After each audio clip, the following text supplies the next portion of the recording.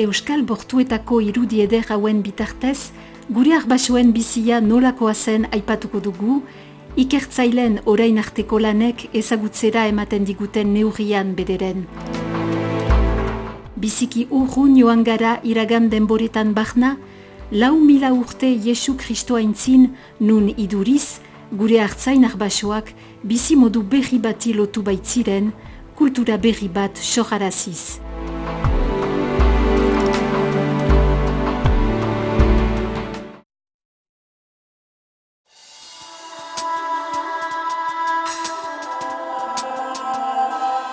Bizimodu berri horren arrazoien ulertzeko, oraino biziki urrunago joan behar dugu.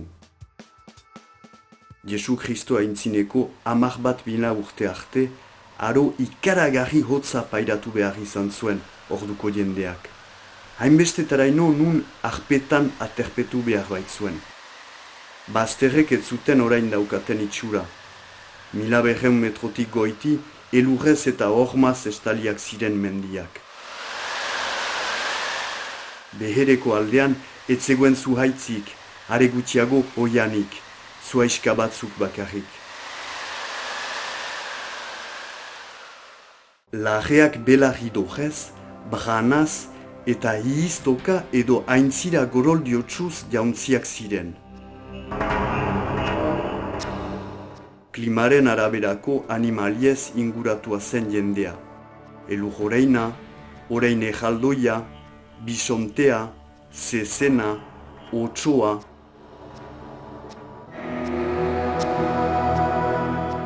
Hartze jaldoi belardialea, zaldia, oreina junta eta basauntza.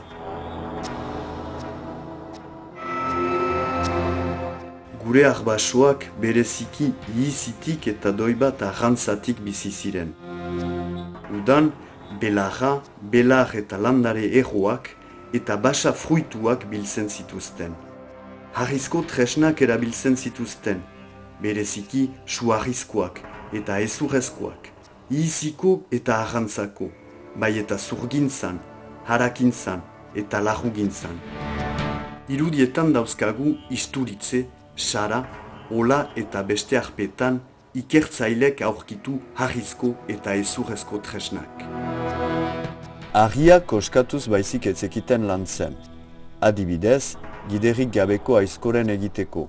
Aiztoak, karrakailuak, harrizko mokoak, marruskatzekoak eta abar. Hezurrezko tresnak ere egiten zituzten. Hala nola, estenak, arpoiak eta jostoratzak. Kristo aintzineko 10.000 urtetatik ara, aroa emeki ez dituzioan zen ezeago bilakatuz. Kanpoaldearen itxura guziz aldatu zen. Goratasun handiko mendietan salbu, elur hormak urtu ziren, uda partean bederen. Baso edo oianez estali ziren bortualdeak eta lajeak belar mota berriez. Zuaitz mota berriak ere agertu ziren, besteak beste pinu gorria, haritza eta abar. Aro hotzeko basaberek, adibidez elur orein eta bisontek, ies egin zuten Europa iparaldera. Hemen berriz, garai hortan basurdea eta orkatza ugaritu ziren. Aro aldaketak sorrazi zuen bizimodu berri hori mesolito garaia deitzen zaio. Grekerazko mesos hitzak artean, arteko erran nahi du, eta litos hitzak ahi. Paleolito garaiaren eta neolito garaiaren artean kokatzen da hain zuzen. Palaioz hitzak Sahara erran nahi du, eta neoz hitzak berria. Mesolitoak kultur modu berri oso desberdina sorarazi eta garatu zuen. Kristo aintzineko 10.000 urtetatik 4.000 urtetaraino iraun zuen nunbait han. Elur oreinik eta bisonterik ez izanez, eiztariek orain ezagutzen ditugun ihizimota bertsuen harrapatzera lehiatu behar izan zuten. Klima berriari iardokitzeko, beharrak ispiritua ernatu eta argitu zion orduko jendeari. Laneko tresna berriak sortu zituen, ala nola suari puntadun tipiak, seeki oskatuak, handiak baino zorrotzagoak, eta gideretan edo gezi puntetan ezartzeko egokiagoak. Zepoak, arkuak eta geziak asmatu zituzten pizti eta hegaztien ehiztatzeko. Kanpoaldeari lotu sinesmen berriak agertu ziren. Hanemenka aurkitu ibaiari leun tindatuak haien lekukotzat dauzkagu.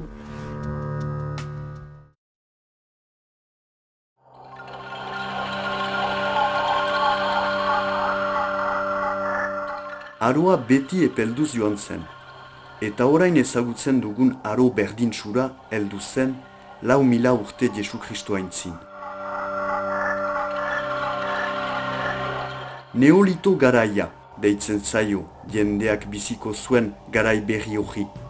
Egan nahi baitu harriaren garai berria. Izena harria lantzeko molde berritik heldu zaio. Tresnak harria leunduz egiten hasi baitzen jendea. Aldakuntza handiak ekarri zituen garai berri honek. Garrantzitsuena delarik jendeak eiza hein batean ustea, hazkuntzari eta doibat laborantzari lotzeko. Neolitoan, euskaldunak artzain eta laborari bilakatu ziren. Laborantzak garapen haula ukan zuen. Euskal Herriko lurrak malkartsuak, harritsuak eta pobreak direlako.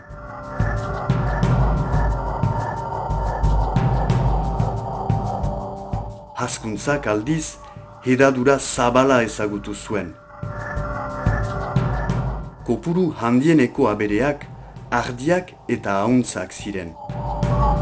Gure lujaldean ez basa aharirik eta ez basa untzik izanez, ekialde hurbileko artzainek zituzten lehenak hezi, eta 1000 urte geroago ziren honaino heldu lehen ardi eta ahuntz heziak.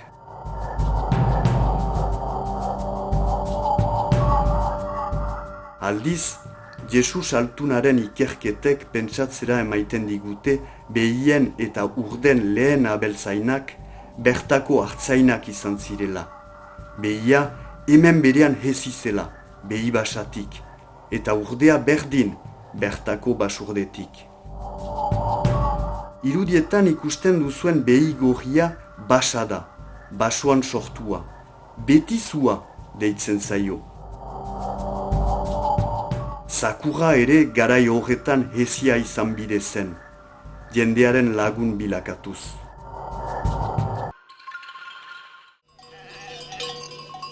Hazkuntzaren garapen horrek aldakuntza handiak ekarri zituen euskal artzainen bizimoduan. Aldaira urrunak eta luzeak egin behar zituzten beren hartaldekin. Udaberrian eta udan mendian egoiten ziren. Udazkenetik negu hondajeraino aldiz, Euskal Herriko behereko lurretan bazka xuhur izanez, Akitania behe aldeko eta Ebro aldeko ordoki belartsu zabaletara bidaiatu behar zuten. Barandiaranek zionez, hizkuntza ere aldaira handi horiei esker hasi zen eta aberastu. Alabaina, eskualde urruneko leinu lagunen mintzaira ahaidetasun hurbilekoa zen, eta horrela hitz eta erramolde berriak ikasi zituzten, eta euskarari egitura finkoago bat eman. Hizkuntzaren iturria eta oinarria hazkuntza izan zen, hain segur.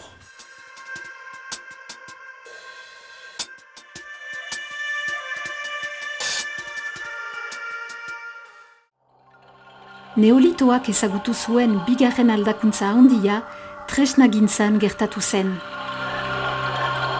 Lehengo lanabes motekin oraindik jarraitzen bazuten ere, harri koskatu ez bestalde, harriaren leuntzen ikasi zuten. Hor dauzkagu ikusgai, garai hartako aizkora leundu giderdunak, aitzurak, aiztoak, mailu leunduak, harrizko mokoak, zurginek zuraren leuntzeko erabiltzen zituzten aiotzak, argi leun eta xorotxak eta abar.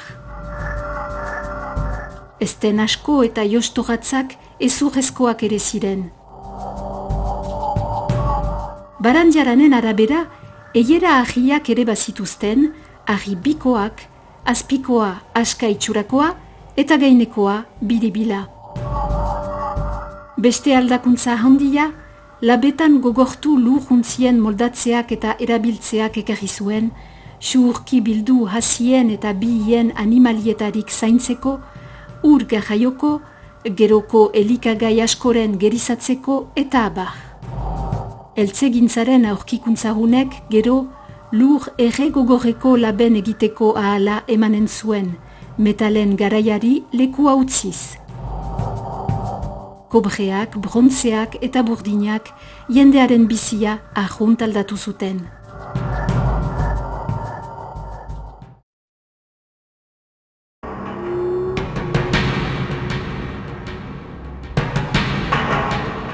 Neolituaren azken laurdena arte, hilak arpetan eta trikuarrietan ehorztea ohikoa zen. Trikuarriak, dolmen ere deituak, baditu beste izen batzuk Euskal Herrian, lekuan lekukoa, mairietxe, mairu hilarri, gentiletxe eta abar. Mairietxe deitzen zaie garazi eta irati bortualdean. Landu gabeko harri mokorrez eginak dira, lurrean zutik ezagiak. Saietxetako harriak lerroan finkatuak dira, sarbideko eta gibelaldeko harriekin betan lauki bat osatuz. Harri zabal handi bat daukate estalkitzat.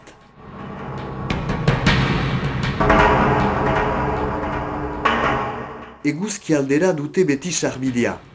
Sineste zaharrean gauilunaren ondotik biziaren arrapistearen simboloa eguzkia zitekelarik. Lurperatzen den hasia eguzkitara sortzen den gisan, hila ere berpiztuko zelako esperantza zuketen hartzainek.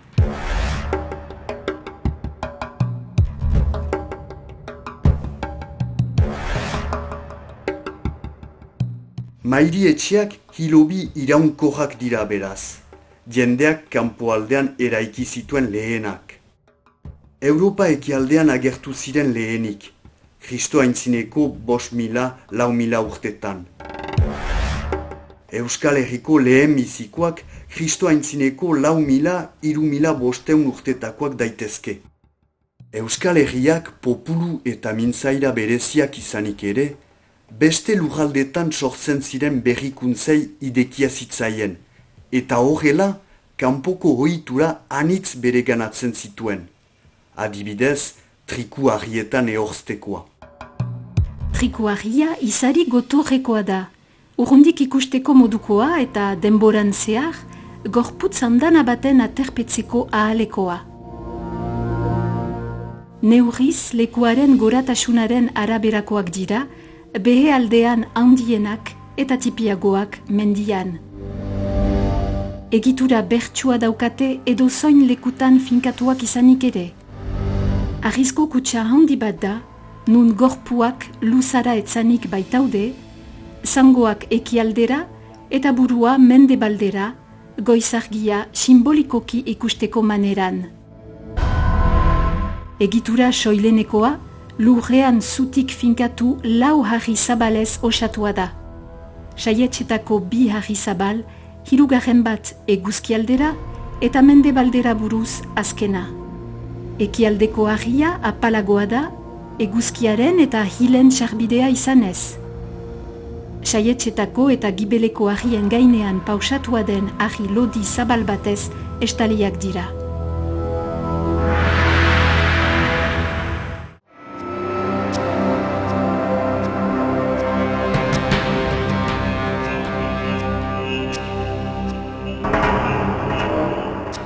Irudietan duguna, mendialdeko monumentu tipikoa dugu. Neurri xumekoa da mendialdean garelako eta hartzainen kopurua apalazelako. ez bide zituen edozeinen gorpuak aterpetzen, baizik eta, hain segur, garai hartako leinuko buruenak edo jende ospetsuenak.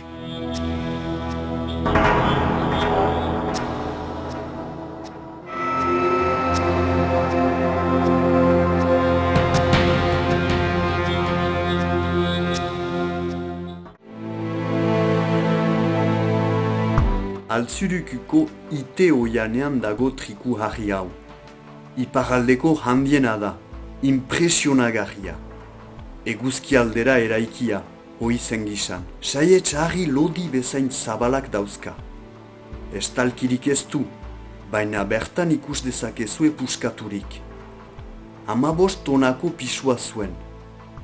Horrelako harri baten moldatzeko eta are gehiago garraiatzeko eta altxatzeko jende andana bat beharko zen. Hilobi hau baliatua izan zen neolito garaitik brontzearen garairaino. Hots, 1500 bat urtez. Ikertzaileen ustez, gutienik 50 eta gehienik 50 gorpu aterpetu zituzken. Gorpuarekin batean gauza berezi batzuk ezartzen ohi ziren. Adibidez, aurkitu izan dira hezur ondaren ondoan lurrontzi osoak edo puskatuak, harrizko edo brontzezko gezimuturrak, eta abar. Hona mendibe gazteeniako triku harria. Osatzen duten harriei behatzean, ohartzen gara saietxetako eta gibeleko harriak gisu harri areatsuz eginak direla. Estalki harria aldiz, are harriz osatua da.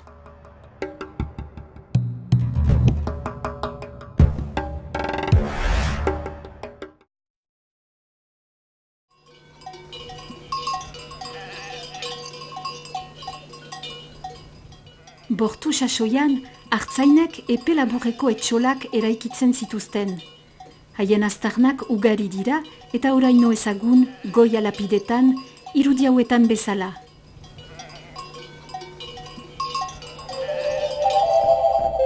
Zuberoako bortuetan gaude, Oltzarteko zintzurrateken gainaldean.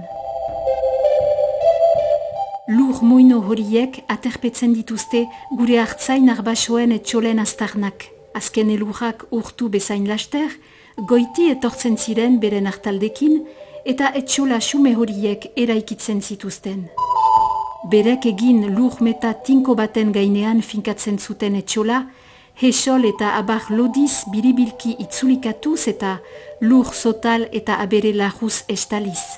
Iraupen laburrekoa zen eta urte oroz, lur moinoaren gainean berreraiki behar zen. Ohartzen zarete lur moino horiek multzoka daudela, elkarretarik hurbil, 5, 6, 10, 15, 20 bat aldian, zeren garai haietako hartzainek beren familiekin bidaiatzen baitzuten denek betan. Leinuan bizi ziren eta elkarren behar handia zeukaten edozoin etxai motari, jende ala animalia iardokitzeko. Maldan finkatuak dira beti egoitza xume horiek, sekulanez zelaigunean, ezen maldari esker, euriak zekarren isuria beheiti zebilen txabola idorrean utziz. Euria egiten zuen hainitz, udaberrian bereziki, eta horregatik ere ziren lur moinoen gainean finkatuak. Errekatxo batetik hurbil zeuden etxola multzo haiek, ura baitezpadakoa baitzen leinuaren beharrentzat, irudietan ageriden bezala. Ohartzen altzarete, mendetan zehar, leku berak baliatuak izan direla, ondo-ondoan dagoen etxolak erakusten digunaz. Bestalde, luzaz dudan eman bada ere muino horien jatorria, indusketek garbi frogatu dute ez zeukatela hilobi egiturarik, arrizko hilkutsarik edo jende ezurrik ez delako aurkitu, baina bai esol zilo aztarnak, su arrizko tresnak eta abar. Gainera, hilobi aztarnak ez dira sekulan maldan agertzen, ordokian baizik.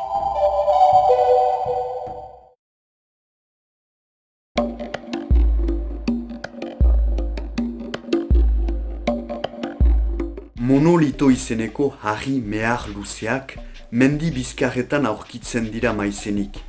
Batzuk lurrean zutik eta besteak etzanik.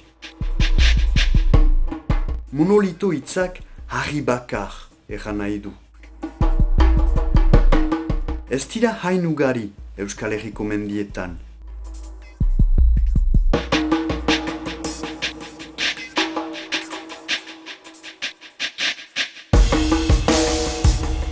Irudietan ikusten duzuen Jacques Blo ikertzaileak, 11 baizik ez ditu aurkitu iparraldean, eta Xavier Peñalver, Gipuzkoako arkeologoak, 32 hegoaldean.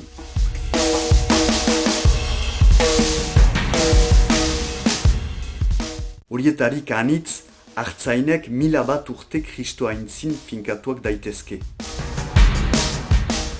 Beste zenbait, ez dira hain aspaldikoak. Adibidez, Belateko bide erromatarra izeneko galtzadaren bialdetakoak. Erdiarokoak dira iduriz. Ibiltarientzat eta bereziki erromesentzat altxatu zituzketen, elurte handietan bidetik etzitezen bazter. Mugarri, zedari edo zutari deitzen ditugun harri zaharrenek aldiz, alapideen mugak seinalatzen zituzketen. Hauek zutik edo etzanik daude. Zutarri horietarik bi ikus daitezke iparlan eta gazten bakarren. Bistan duzuena iparlakoa da.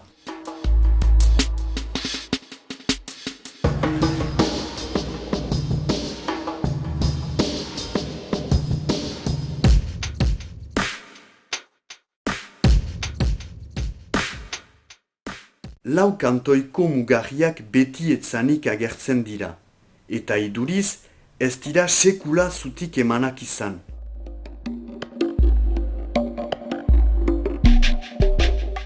Kantoiak doibat koskatuz landuak izan dira lekuan berean. Hor daude oraino bisaietxetan kendu harri espalak.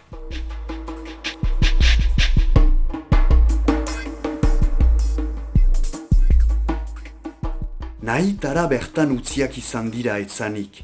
Gorospil, Zaho eta Artzamendikoak adibidez. Alabaina, monolitoa zutik ezarria izan eta erori balitz, harrigarria izanen zen, hasieran pikatua izan zen posizio berean erortzea. Beraz, pentsa daiteke, hasieratik edo zutik edo etzanik zirela. Leku estrategiko batzuetan daudelako, ibarren arteko bidegurutzetan edo bi isuriren mugan, alapiden mugarriak zirela kontsideratzen dute ikertzailea dituek. Horien bitartez leinu bakoitzak bere eremuaren zaintzeko ahala bazeukan, eta uraz gozatzeko eskubidea. Mugarri horien inguruan egiten zituzketen biltzarrak, artzainen arteko antolakuntzak, eta sortzen zitezken eztabaiden epaiketak. Biltzar horien oroimena gelditzen zaigu oraino San Martingo harriaren inguruan, uztailaren 13 ospatzen den Baretuseko biztanleen eta erronkarikoen juntan.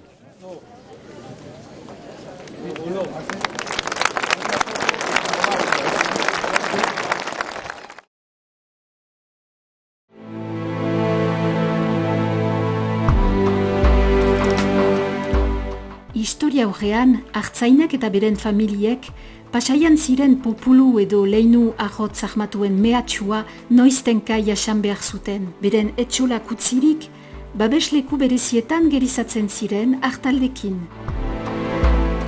Gazteluak deitzen dira, mendigainetan finkaturik dauden babesleku horiek.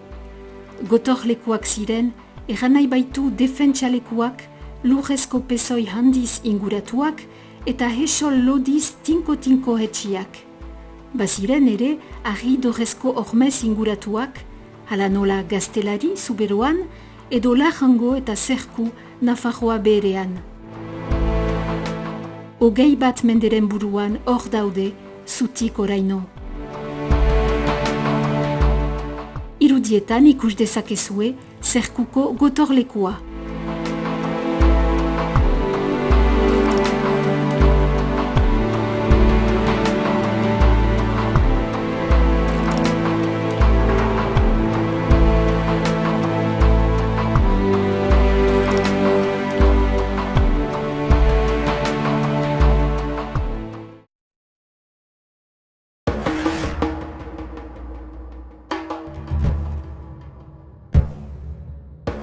hilen ehorzteko modua aldatu zen, emeki Europan eta Euskal Herrian, kobre arotik burdin garaira.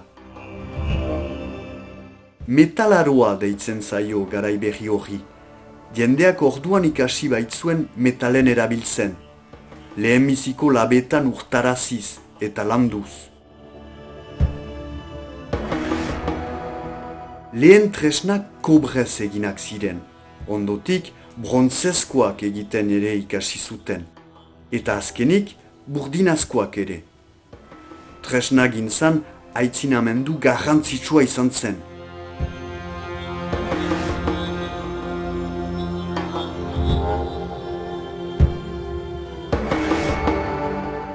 Kristo aitzineko 1800 urtetatik goiti, triku ahirik etzen gehiago eraikitzen. Hilak erre eta arrespil edo kromlek izeneko egitura berriko hilobietan lurperatzen ziren. Euskaraz, baratze, gentil baratze edo mairu baratze ere deitzen dira.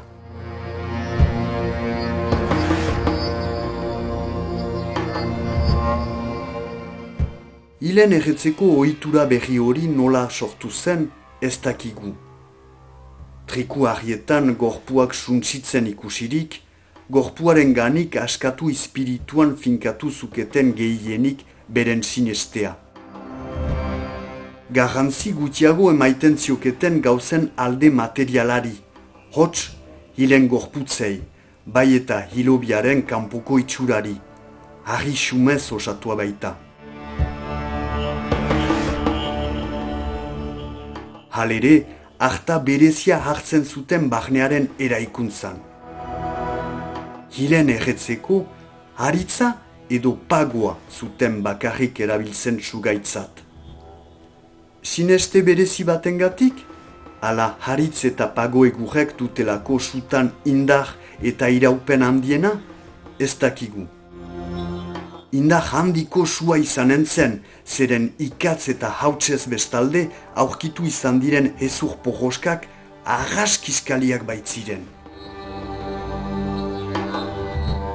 Arrespil bakar batean aurkitu dira gorpu osoaren hezur erreak, milagateko batean.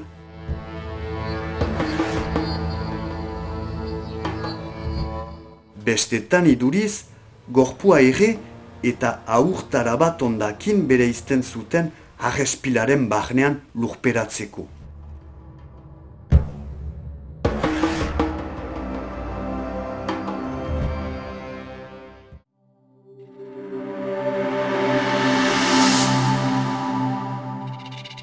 Arrespilak hiru egituraren arabera sailkatzen ditugu.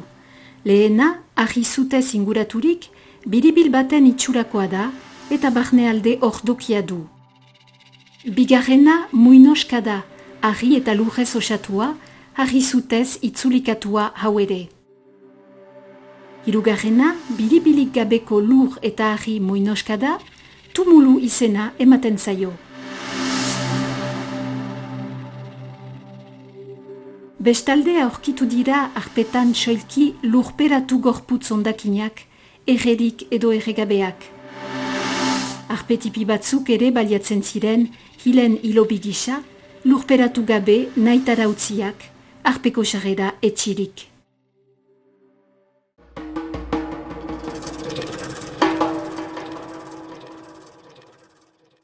Arrespil batzuek erdian badute lau harri zabalez osaturiko kutsa tipi bat, 10-15 zentimetrokoa.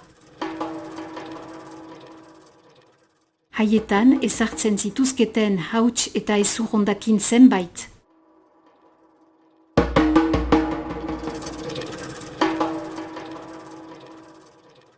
Arrespil batzuetan aurkitu dira eltze puskak eta biziki bakan lurrontzi osoak. Horietarik bat, Blot jaunak aurkitu zuen urdanarreko arrespil baten ikertzean eta orain ikusgai dugu Baionako Euskal Museoan. Ofrenda xume horiek erakustera eman dezakete garai hartako artzainen pobrezia. Sinesmen zaharreko simbolo zenbait atzeman dira arrespiletarik hurbil pausatuak. Aholtze itxurako errekaari biribil batzuk adibidez, ukabilaren izarekoak. Luzaz, arkeologoek ezin izan dute asmatu zer ziteken argi horien erran nahia.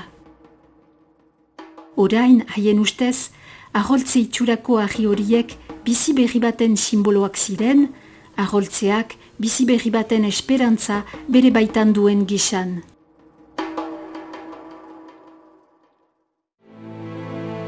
Iada aipatu dugun bezala, kanpotik edo asalez arrespil horiek itxura simplea badute ere, egitura landua daukate barnealdetik. Kanpoz arrizut larri batzuk dira maizenik ageri, bainan barnealdea ongi antolaturik dauden lauza mehez apailatua da, gehienetan, biribilaren moldatzeko ardura handienarekin.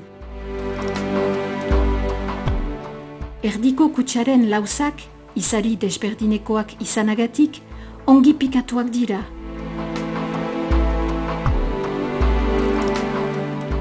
Garbi ageri da, hilobia errespetu handiz osatu zutela.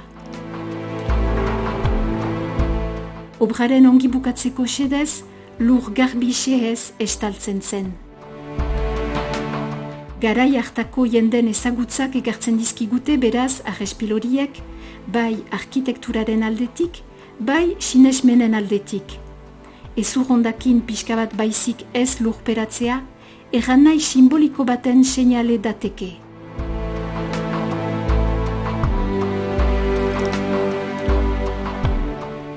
Aholtze itxurako argi horien garrantzia azpimarratu behar da. Beste ekarpen bat, zinez importanta, monumentu horien adina kalkula dezakegu, karbono 14 esker, ikatzen azterketa eginez. Datazio hauek, kobrearoan hasten dira, adibidez irauko tumuluaren kasuan, eta Kristo ondoko garaietaraino heldu dira, sohandiko arrespilen kasuan adibidez, goi erdi aroa arte. Hala ere, Kristoren sortzetik lehen 1000 urtekoaren erdiraino ez dugu dataziorik, hain segur azterketa gutxi egin delako. Monumentu horiek gehienetan multzoka agertzen dira. Bizpahiru edo batzuetan 10 bat. Berdino goi elgarrekin. Batzuetan egiazko hilerriak dira. Artzainek ala deitzen dituzte. Adibidez, Milagaten, Elorrietan eta Okaben. Hemen Okabeko hilerrietan gaude, irati oianaren gainaldean.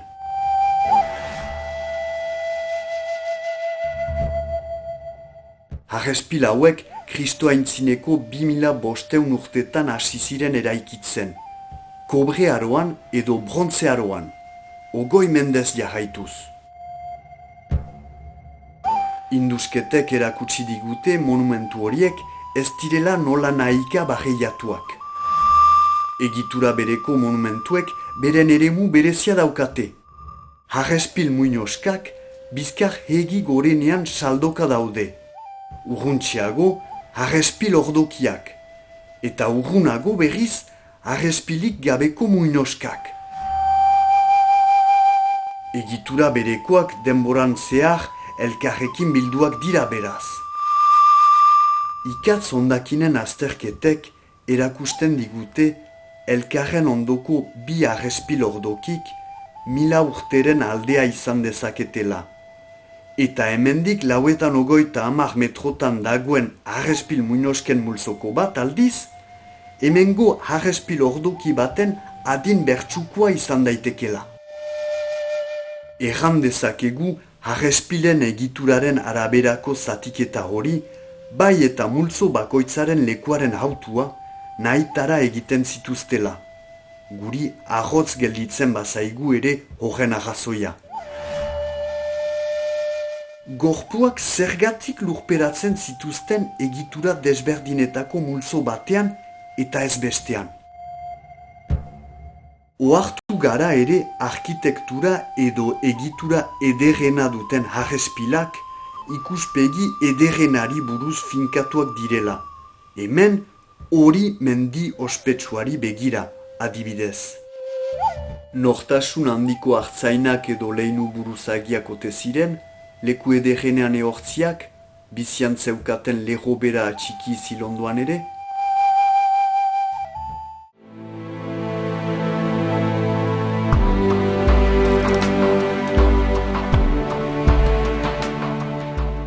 Izan daitezen trikuari, lur muino, zutarri, mugarri, gotorleku ala arrespil, ikusi ditugun monumentu horiek oro, Euskal Ondarearen parte handi bat dira, Euskal populua hartzaingoari eta laborantzari lotu zitzaien garaikoak.